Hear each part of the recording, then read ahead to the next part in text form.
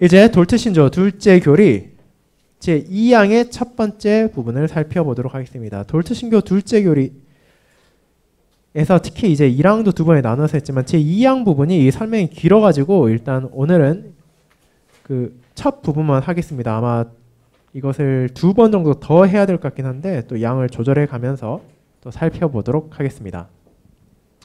돌트신조 둘째 교리 제2항을 먼저 함께 읽도록 하겠습니다. 시편 찬송을 보실 분은 546쪽을 보시면 되고 유인물을 보신 분은 가장 첫 번째 문단을 보시면 됩니다. 제가 제목을 읽으면 다 함께 이 내용을 읽도록 하겠습니다. 돌트신조 둘째 교리 그리스도의 죽으심과 그 죽으심을 통한 사람의 구속 제2항 그리스도에 의해 이루어진 속죄. 하지만 우리 스스로 이 속죄를 이룰 수 없으며 하나님의 진노로부터 우리 자신을 자유롭게 할 수 없습니다. 그러므로 하나님께서는 무한하신 긍휼로 우리의 보증인으로 그분의 독생하신 아들을 주셨습니다. 우리를 위하여 또는 우리를 대신하여 그분은 십자가 위에서 죄와 저주를 받으셨는데 이는 우리를 대신하여 속죄를 이루시기 위함입니다. 자, 이것은 제1항과 관련해서 이제 속죄에 대한 부분을 말하고 있습니다. 그리고 이 제2항의 설명이 길어진 이유는 제2항이 이 돌트신교 둘째 교리 2항을 다루지만 동시에 오류에 대한 반박 5가지는 함께 다루고 있기 때문입니다. 이 내용들을 한번 천천히 몇 주에 걸쳐 살펴보도록 하겠습니다. 앞선 항목에서 우리는 하나님의 공의가 죄에 대한 대가를 요구한다는 것을 배웠습니다. 그렇다면 하이델베르 교리문답 제13문답에서 그러한 것과 같이 우리 자신이 그에 대한 값을 치를 수 있을지도 물을 수도 있을 것입니다. 우리가 하나님의 진노를 만족시킬 수 있습니까? 우리가 언약의 저주를 감당하고 하나님의 공의로운 분노로부터 스스로를 자유롭게 할 수 있습니까? 자, 여기서는 이제 1항의 마지막 부분에 나오는 것. 우리가 하나님의 공의를 충족시키지 않는다면 형벌을 피할 수 없다는 것에 이어지는 것입니다. 그러면 이제 우리가 그것을 스스로 할 수 있는가? 우리가 그 속죄를 이루어낼 수 있는가? 그것을 바라보는 것입니다.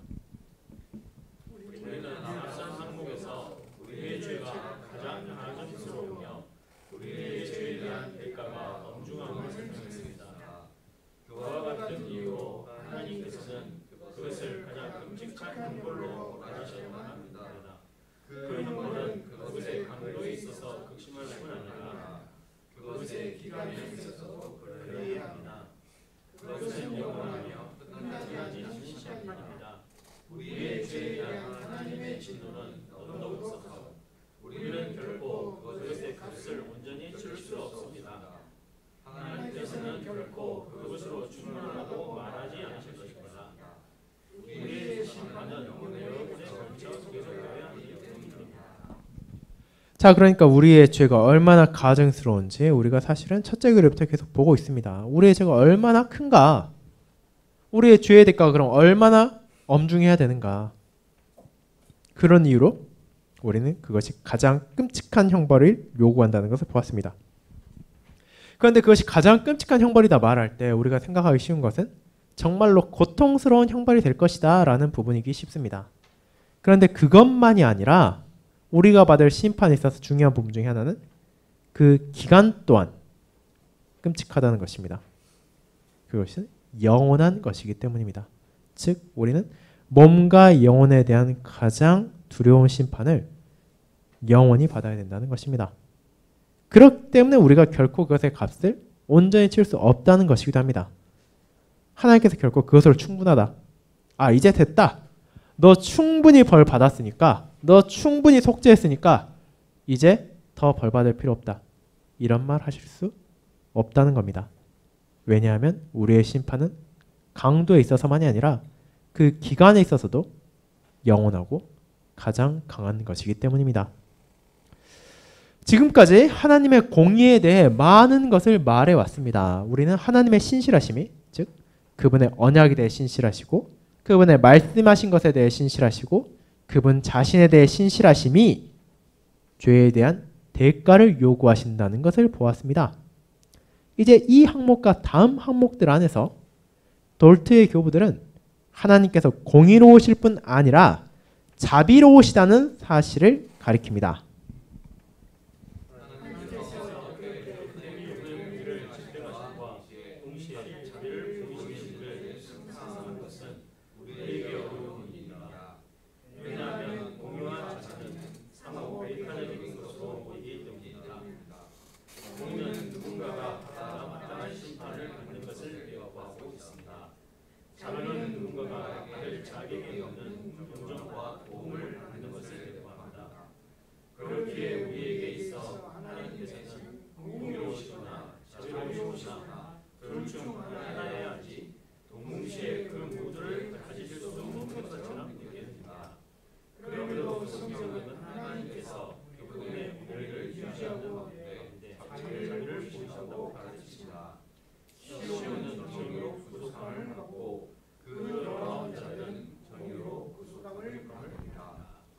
네, 그러니까 우리로서는 이걸 상상하기 어렵다는 겁니다. 공의의 집행과 자비를 드러내는 것. 이것이 어떻게 한 사람을 동시에 할 수 있는가. 예를 들어 우리가 뭐 대표적으로 이런 경우에서 뭐 판사를 생각하기 쉬운데 판사 같은 경우 뭐 대쪽 같은 판사라 불리는 사람들이 있습니다. 말 그대로 딱 정해진 법에 따라서 어떤 상황에서든지 주어진 형벌을 딱딱딱 맞춰 내리는 판사들이 있습니다. 그런 사람들은 이제 정말 저 사람 대쪽 같다라고 말하곤 합니다. 그런데 반대로 자비로운 판사들도 있습니다. 상황에 따라서 좀 더 형벌을 경감해 주거나 많은 것을 고려하는 사람도 있습니다. 그런데 이 두 경우는 사실 우리에게 있어서는 동시에 일어날 수 없습니다. 왜냐하면 한 사람이 그 법에 대한 형량을 정확하게 지키면서 동시에 그것을 깎는다는 것은 불가능하기 때문입니다. 사람은 공의롭거나 자비롭거나 그 둘 중에 하나로 치우치기 마련이기 때문입니다. 그런데 하나님께서는 어떻게 이 두 가지를 동시에 보이냐는 것입니다.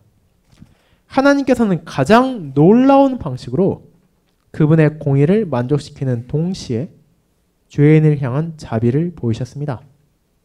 하나님께서는 우리의 보증인으로서 자신의 독생자를 보내셨습니다. 이 보증인이란 다른 사람을 위한 책임을 맡은 사람입니다.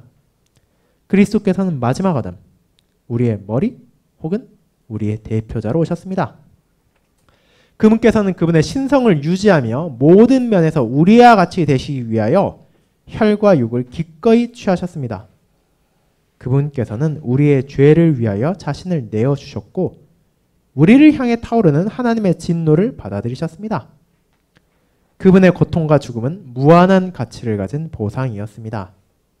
그렇기에 그리스도께서는 우리의 빚을 갚으시고 하나님의 공의를 온전하게 만족시키셨습니다.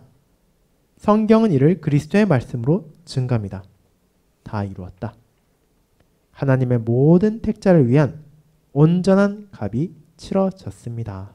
즉 하나님께서는 그분의 공의에 따라 우리가 받아야 할 심판을 내리셨지만 그분의 자비 안에서 바로 그분의 독생자를 통하여 이 심판을 집행하셨다는 것입니다. 그렇기 때문에 우리는 그분의 공의와 자비가 그리스도의 십자가 안에서 동시에 드러난다는 것을 가장 선명하게 보게 됩니다.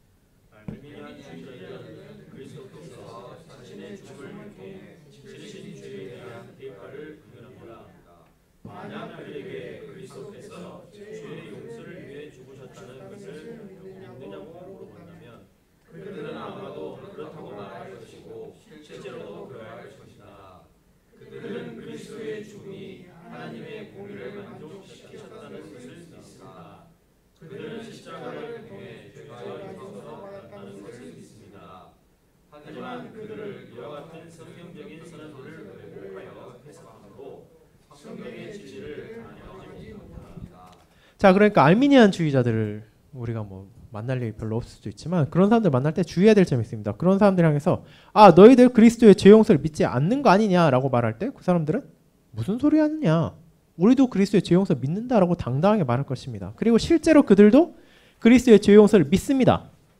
우리가 말하는 것 대부분을 아마 그 사람들도 믿는다고 할 겁니다. 그런데 문제는 그 방식이 왜곡되어 있다는 것입니다. 즉 성경의 진리를 반영한 것이 아니라 잘못된 방향으로 믿고 있기 때문에 문제라는 것을 이제 우리는 보게 될 것입니다. 성경은 사람이 하나님의 공의에 매여 있음을 가르칩니다. 사람이 하나님의 공의로운 심판에서 자유로워질 수 있는 유일한 방법은 타락한 사람에게 마땅히 내려져 있을 심판을 그리스도께서 스스로 받아들이신 뿐입니다. 이런 방식으로 그리스도께서는 하나님의 공의를 만족시키시고 사람을 그들의 죄로부터 구속하셨습니다. 그리스도의 만족을 통해 신자들은 그들의 죄에 대한 온전한 용서를 받습니다. 자, 이게 일단 성경적인 진리입니다. 그럼 이제 알미니안주의자들 어떻게 생각하는지를 이어지는 문단에서 보도록 합시다.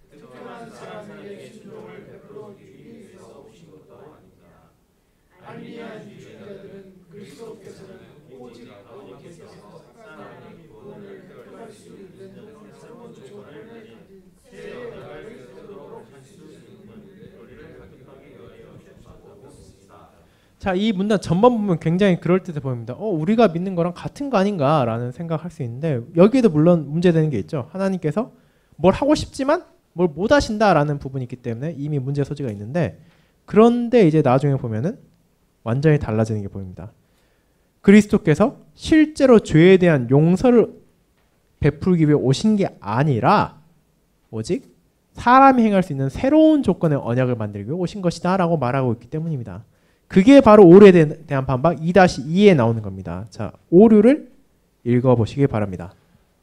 그리스도의 죽음의 작정은 그리스도께서 그분의 피로 새 은혜 언약을 확증해야 하는 것이 아니고, 은혜 언약이든지 행위 언약이든지 그리스도께서 성부께서 기뻐하실 언약을 사람과 한 번 더 세우시는 단순한 권리를 성부를 위하여 획득하셔야 하는 것이다. 자, 반박도 같이 읽겠습니다. 이러한 주장은 그리스도께서 더 나은 언약, 곧 새 언약의 보증과 중보자가 되셨다는 것과 유언은 죽은 후에만 효력을 가진다는 성경의 가르침에 반대되는 것입니다. 자, 그러니까 이제 알미니안주의자들은 그리스도의 죽음이 그분의 죽음과 그분의 피를 통해서 은혜 언약을 확정하는 게 아니라 성부께서 기뻐하실 언약을 사람과 한 번 더 세울 수 있는, 말 그대로 그 권리를 위하여 획득하신 것이다. 즉 이것을 통해 가지고 이제 하나님께서 사람을 용서하고 싶은데 그분의 공의로 용서하지 못하니까 그리스도께서 자, 그러면 내가 이걸 다 해결해 드리겠습니다 하고 그 값을 치렀으니까 이제 이 언약은 사라지고 새 언약을 하나님께서 사람과 맺으셨다. 이제 그 언약이 그들이 어떻게 생각하는지는 또 이어서 보도록 하겠습니다. 자, 그런데 그거 잘못된 것이죠. 그럼 그 내용을 다시 한번 좀 더 보겠습니다. 개혁주의자들과 알미니안주의자들 모두 그리스도께서 언약의 요구를 성취하기 위해 오셨다는 점에는 동의합니다. 하지만 그들은 이 성취의 의도에 대해서는 차이를 가집니다. 그리스도께서 언약을 확정하고 그것을 유지하고자 하시는 의도를 가지고 언약의 요구를 성취하셨습니까? 혹은 그리스도께서 행위 언약을 제거하고 새로운 언약을 세우고자 하는 의도를 가지고 언약의 요구를 성취하셨습니까? 이 차이를 이해하기 위해 자기의 손상된 자동차를 완전히 고친 한 사람을 생각해 보도록 합시다. 그는 아마도 한두 가지 이유로 인해 그것을 고쳤을 것입니다. 그는 그 차를 사용하기 위해 고쳤을 수도 있습니다. 혹은 그 차를 고쳐서 팔고 새로운 차를 구입하기 위해 고쳤을 수도 있습니다. 그렇다면 그리스도를 보내신 하나님의 목적은 무엇입니까? 그리스도께서 원래의 언약을 확정하고 유지하기 위해 오셨습니까? 그렇지 않으면 새로운 언약을 세우기 위해 오셨습니까?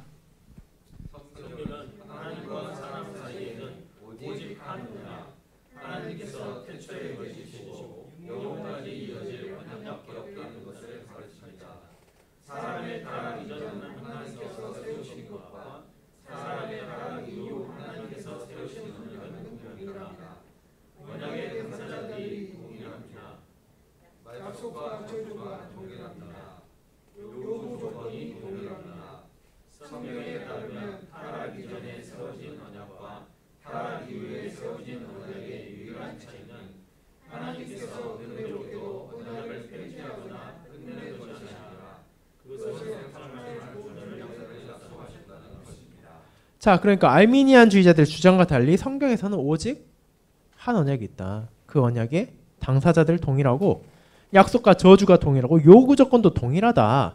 그렇기 때문에 그리스도께서 하신 건 무엇이냐? 그 언약을 확증하신 것이다. 그 언약이 바로 그분 안에서 성취되었고 그분 안에서 이어질 것이다. 그것을 보여주었다는 것입니다.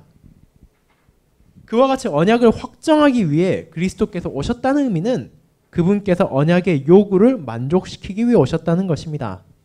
낙원에 있을 때 사람을 향한 요구는 하나였습니다. 그는 하나님의 명령에 대해 온전한 순종을 바쳐야 했습니다. 사람이 타락했을 때 두 번째 요소가 추가되었습니다. 그는 하나님의 명령을 거역했기 때문에 하나님의 언약의 진노를 감당해야 했습니다. 그리스도께서는 이 양면의 요구를 만족시키셨습니다. 그분께서 하나님께서 사람에게 요구하신 온전한 순종을 바치셨습니다. 그분께서는 또한 사람이 범한 죄에 대한 저주를 받아들이셨습니다.